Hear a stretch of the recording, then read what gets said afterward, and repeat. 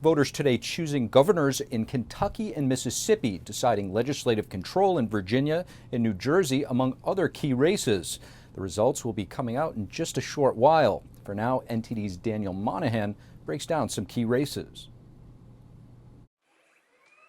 Off-year votes get less attention than presidential and midterm congressional elections.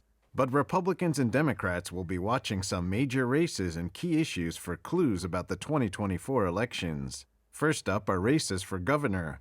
In Kentucky, Democratic Governor Andy Beshear is running for re-election against Republican State Attorney General Daniel Cameron in the typically conservative state. Cameron is challenging Beshear by focusing on public safety, learning loss from school closures during the COVID pandemic, and legislation opposing cross-sex procedures on minors, which Beshear vetoed.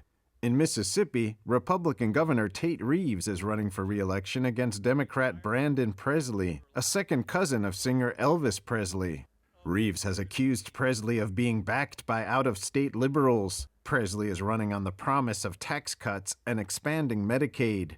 Turning to the legislature, all 40 seats in Virginia's Senate and 100 seats in the House of Delegates are up for grabs.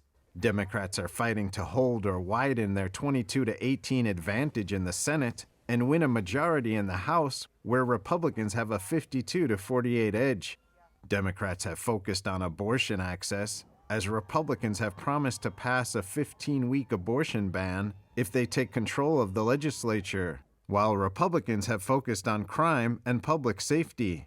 In New Jersey, all seats in the General Assembly and Senate are in play. Republicans have gained ground in the deep blue state since 2021, when they flipped 7 seats. They are campaigning on issues ranging from the economy to parental rights. Over to ballot initiatives, Ohio voters will decide whether to enshrine abortion access rights in the state constitution and on legalizing marijuana for recreational use. And finally, to the courts.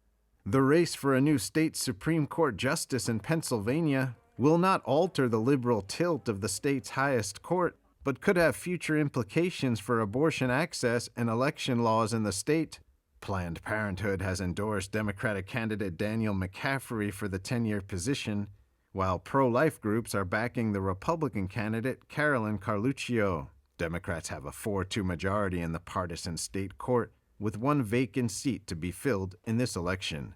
Daniel Monahan, NTD News.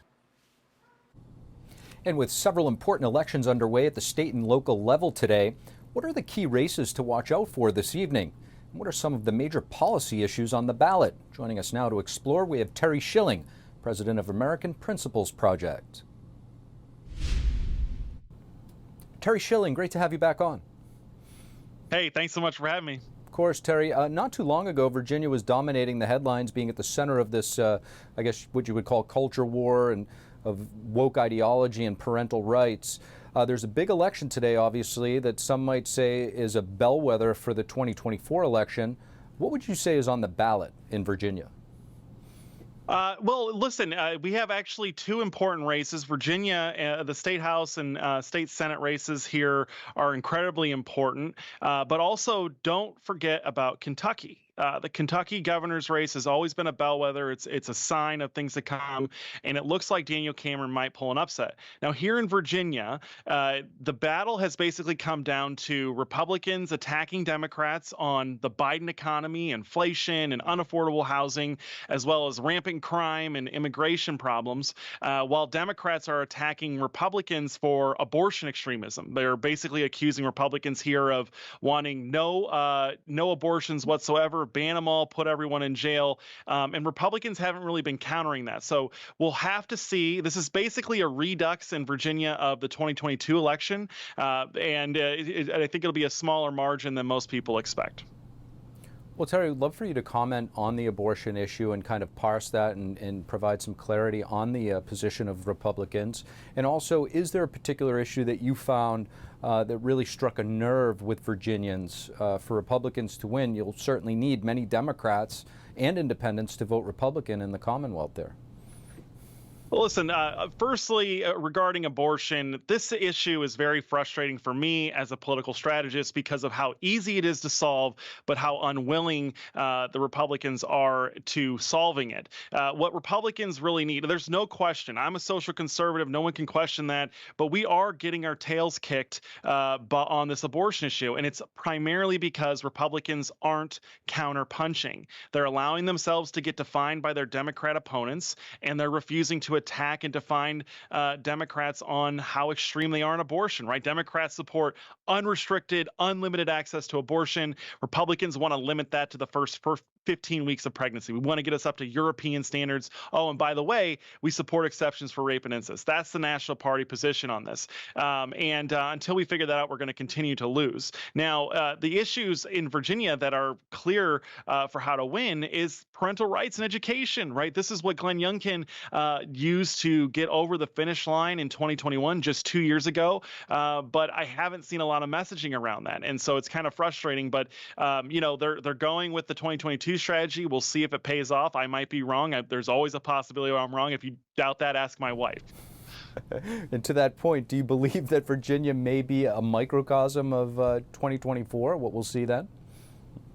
You know, it really, I think that there will be a square down between what happens in Kentucky, where you have Daniel Cameron, who's run very strong on parental rights and education. He's been attacking Andy Beshear, the Democratic incumbent, for vetoing a women's sports bill that would just keep boys out of girls' sports. Kind of crazy that people are vetoing this stuff. And versus Virginia, which is basically doing a redux of the 2022 messaging: crime, inflation, immigration versus abortion. I'm not optimistic, but again, I could be wrong. Terry Schilling, really appreciate you having you on. Thank you. ESG, or environmental social governance. Some fund managers put money into ESG investments, which often don't bring the highest return. The problem? They use the pension funds of Americans, in some cases putting retirements at risk. And one expert today says some of those ESG funds aren't even good for the environment. Here's a look. That you look at some of these ESG funds, some of them contain companies like the China Coal Company that has higher ESG ratings than American companies that just own real estate. How are Americans' long-term retirement savings affected by these ESG management fees, which only line the pockets of Wall Street? Well, you can see just over the last 10 years, they've given up essentially. They could have had 11.5% return, but they've only had a 4.5% return. That's not keeping pace with inflation. The House Ways and Means Committee probing ESG funds at a hearing earlier today. Republicans criticizing the fund managers for not maximizing returns. Managers had to aim for maximum profit in the past, but the Biden administration changed the rules in 2022. Now ESG factors can be prioritized. One witness said that after the rule was changed, most asset managers pulled their money out of American energy production investments. They're now investing in Chinese energy instead, which pollutes more than the U.S. The witness said that this also supports Iran and subsequently Hamas.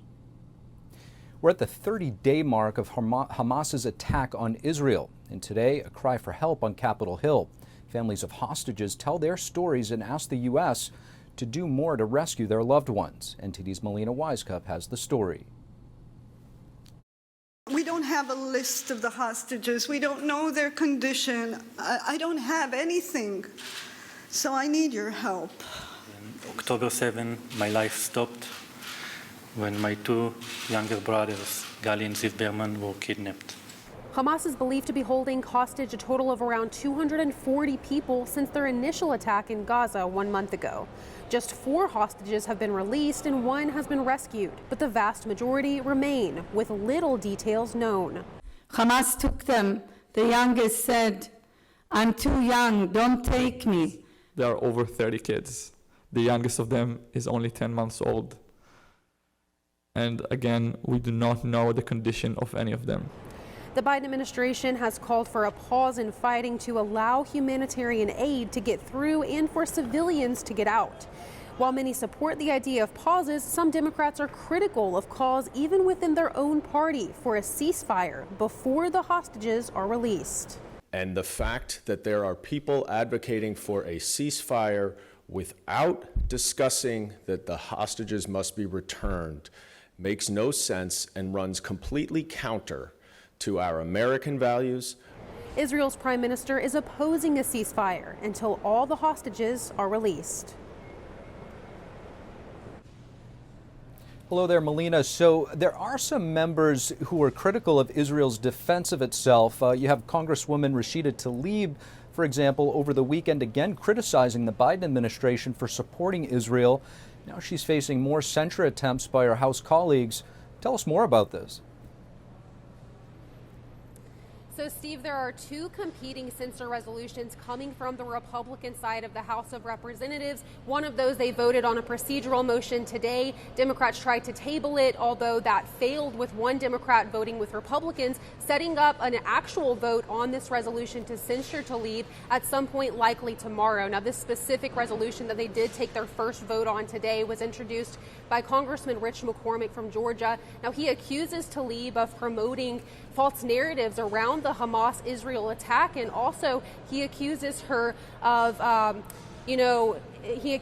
also being critical of people in the state of Israel and sympathizing with that terrorist group, Hamas.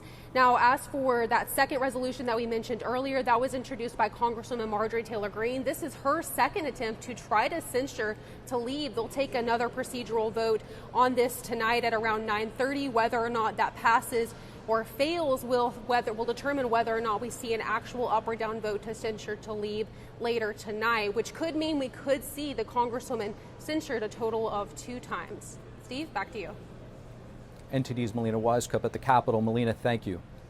Thank you for watching the Capitol Report. If you want to see our full broadcast, check us out at epochtv.com.